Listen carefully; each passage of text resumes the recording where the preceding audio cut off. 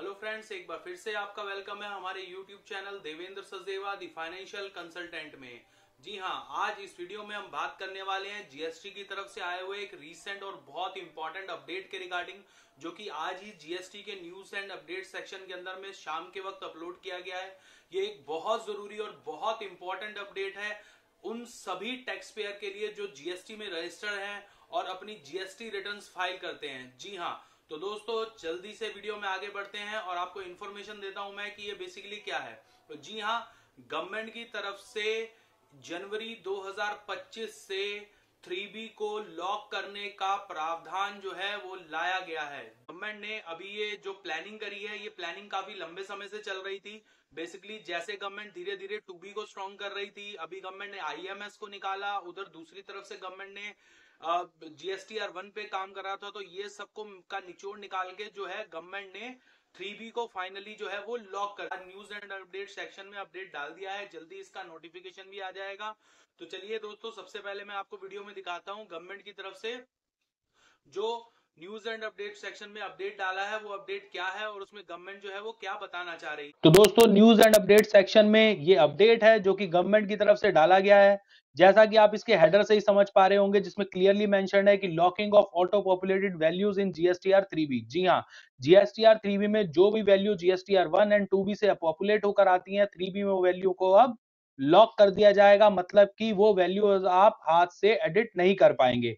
पहले से ही interest and penalty section automatically lock कर दिया गया था 2021 के बाद से। अभी जीएसटी के अंदर में जीएसटीआर 1 और 3B से जो डेटा 3B और 2B से जो डेटा पॉपुलेट होकर आएगा, बेसिकली उस डेटा को भी लॉक कर दिया जाएगा। तो चलिए स्टेप बाय स्टेप तीनों कंडीशन को मैं आपको रीड करके बताता हूं। बेसिकली गवर्नमेंट इसमें डिस्क्राइब क्या करना चाह रही है। जैसे कि पहले पॉइंट में गवर्नमेंट कह रही है, in order to assist the tax payer in filing their tax payer returns and minimise their human errors. Government का यहाँ पर कहना है कि टैक्स पेयर को रिटर्न फाइल करते हुए कई सारे ह्यूमन एरर्स का सामना करना पड़ता है। GST has continuously improve the GST return filing process and their endeavour the GST portal now provides pre fill GSTR 3B form. तो गवर्नमेंट ने यहाँ पर ये कहा कि जीएसटी ने अपने इंप्रूवमेंट के तहत जीएसटी का प्री फिल्ड फॉर्म जो है प्रोवाइड कराना शुरू कर दिया था, where the tax liability is auto-populated and declare supply in GSTR 1 and GSTR 3B। GSTR 1 और 3B में जो सप्लाईज प्रोवाइड कराई जाती थी वो ऑटो पॉपुलेट होकर यहाँ पर आ जाती थी। साथ ही साथ आईटीसी जो ऑटो पॉपुलेट होता था GSTR 2B में, वो भी यहाँ पर ऑटो पॉपुलेट होकर 3B में आपको दिखाई दे जाता था। अब दूसरे पॉइंट की तरफ चलते हैं। दूसरे पॉइंट में गवर्नमेंट ये कहना चाहिए, now tax payer also have a facility to amend their incorrectly declare outward supply in GSTR 1 through GSTR 1A। तो ये पॉइंट, दूसरा पॉइंट बहुत समझने वाला है, इसको हम ध्यान से समझेंगे बाद में। पहले इन तीनों पॉइंट्स को हम लोग पढ़ लेते हैं। तो दूसरे पॉइंट में जैसा गवर्नमेंट का कि now the tax payer also have a facility to amend their incorrectly declare outward supply in GSTR 1 through GSTR 1A along with them an opportunity to correct their liabilities before filing their GSTR 3B। कि आप अपनी GSTR 1 में जो भी गलती से कोई return गई है वो GSTR 1A के थ्रू आप उसको अमेंड कर सकते हैं रिटर्न फाइल करने से पहले, और जिससे कि आपके 3B के अंदर लाइबिलिटी जो है वो ऑटोमेटिकली करेक्टली चली जाए। Additionally manage there inward supply in accurate manner. GSTR department has announce invoice management system, जहां पर आपको इनवॉइस को एक्सेप्ट, रिजेक्ट और पेंडिंग करने का ऑप्शन दिया जाएगा, जिससे कि आपके 2B में वही डेटा जाके पॉपुलेट होता जो कि आपके क्लेम करने के लिए अवेलेबल है। तो ये पॉइंट 2 में गवर्नमेंट ने यहाँ पर क्लियरिटी दे दी है कि दोनों जो रिटर्न्स हैं, उन रिटर्न से जो डेटा आ रहा है वो ऑटोमेटिकली पॉपुलेट हो रहा है। अब तीसरे पॉइंट पे जहां पे कंक्लूड करते हुए गवर्नमेंट ने कहा है कि इट में नोटेड दैट टेंटिविटी, यहाँ पे गवर्नमेंट जो बोल रही है कि it may be noted that tentatively from January 2025 tax period the GST portal is going to restrict the making changes in auto populated values in pre-filled GSTR 3B from GSTR 1 and GSTR 2B further enhance accuracy in the GSTR return filing system। तो government का यहाँ पे clearly कहना है कि GSTR 3B को lock कर दिया जाएगा, जिससे कि 3B के जो डिफरेंसेस आते हैं वो डिफरेंसेस आपके नहीं आएंगे। आपको असेसमेंट कराते टाइम जो बड़े बड़े रिकंसिलेशन करने पड़ते हैं, उसमें आपको काफी सारा बेनिफिट मिलने वाला है। It once again suggested hereby that in case any changes required in auto-populated values, the same may be please handle through GSTR 1 and IMS।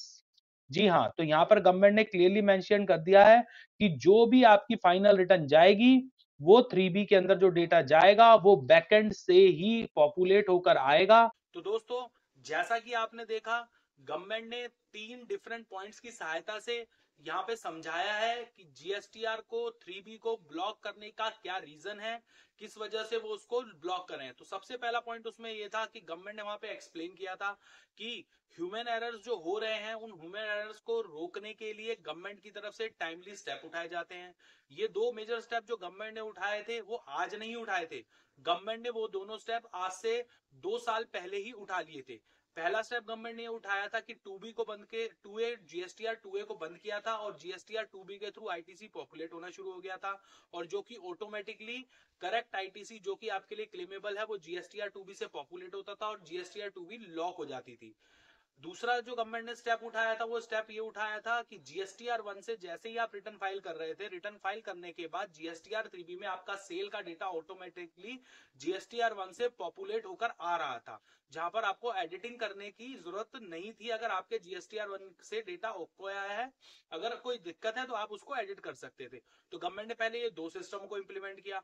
उसके बाद गवर्नमेंट ने देखा कि जीएसटीआर 2B के अंदर भी अभी दिक्कत होती है, मल्टीपल टाइप ऑफ एरर्स आते हैं, जैसा कि हमने आईएमएस का जो मैंने वीडियो बनाया था उसमें डिस्कस किया था आपके साथ में कि कई सारे इनवॉइसेस रॉन्गली वहां पर आ जाते हैं, कोई इनवॉइस में करेक्शन की रिक्वायरमेंट होती है, कोई इनवॉइस आपसे रिलेटेड नहीं होता, तो वो सारे इश्यूज की वजह से आप 2B को एडिट कर देते थे एंड उसको चेंज करके 3B के अंदर में अपने आईटीसी को बढ़ा या घटा लेते थे। तो यहाँ पर गवर्नमेंट ने सबसे पहले आईएमएस को सिस्टम को एप्लीकेबल किया कि जिससे कि 2B में वही डेटा जाए जो डेटा बिल्कुल एक्यूरेट है, क्लेम करने के लिए इनवॉइस बिल्कुल रेडी है, उसमें आपको कहीं भी किसी तरीके से कोई कमी दिखाई नहीं दे रही है। सेकेंडली, अब ये करने से क्या हुआ कि आपकी 2B एकदम एक्यूरेट होकर बनेगी।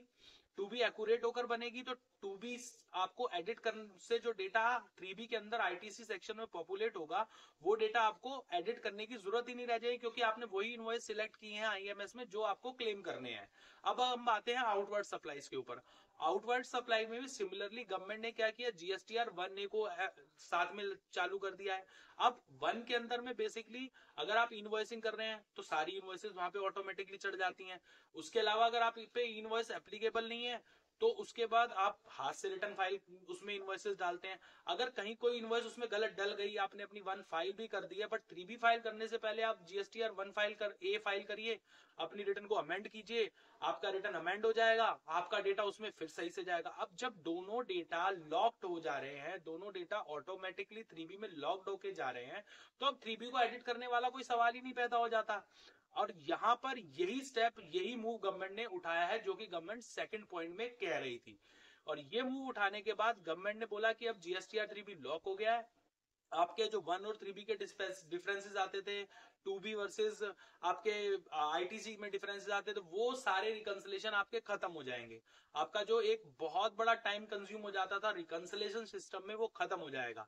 आपका आईएमएस एक तरफ बन रहा है जिसके अंदर आपको दिख रहा है कि ये इनवॉइस पेंडिंग पड़े हैं, जब आ जाएंगे तो आप उधर ले जाइए, नहीं तो वहां पड़े हैं। ठीक है, इधर आपका 1 जो है वो आपका एक्यूरेटली बन रहा है, किसी सिस्टम में कोई अगर गड़बड़ है तो आप उसको अमेंड कर लीजिए, नहीं तो 1 से सारा डेटा सही आ रहा है। तो ये सिस्टम मेरे पर्सनल राय के हिसाब से बहुत बढ़िया सिस्टम है। चीजें लॉक्ड हो जाएंगी, चीजों के अंदर में एक्यूरेसी बहुत ज्यादा बढ़ जाएगी, 1 और 3B के रिकंसिलेशन बहुत इजी हो जाएंगे। मे बी मुझे तो लग रहा है शायद अब रिकंसिलेशन की भी जरूरत जो है वो शायद नहीं पड़ने वाली है। तो दोस्तों, ये आज के वीडियो में हम लोगों के पास एक बहुत जरूरी और इंपॉर्टेंट अपडेट था आपके लिए, जो कि मेरे को था कि आपको जल्द से जल्द मैं दे दूं, ताकि आप इसको समझ सके, अंडरस्टैंड कर सके, और जनवरी से जब ये एप्लीकेबल हो जाएगा तो आपको फाइलिंग करने में कोई भी दिक्कत ना आए। तो दोस्तों, जल्द ही हम दोबारा से मिलेंगे एक नई और जरूरी इंफॉर्मेशन के साथ। इस तरह की इंफॉर्मेशन हम आपके लिए हमेशा रेडी करके लेकर आते हैं।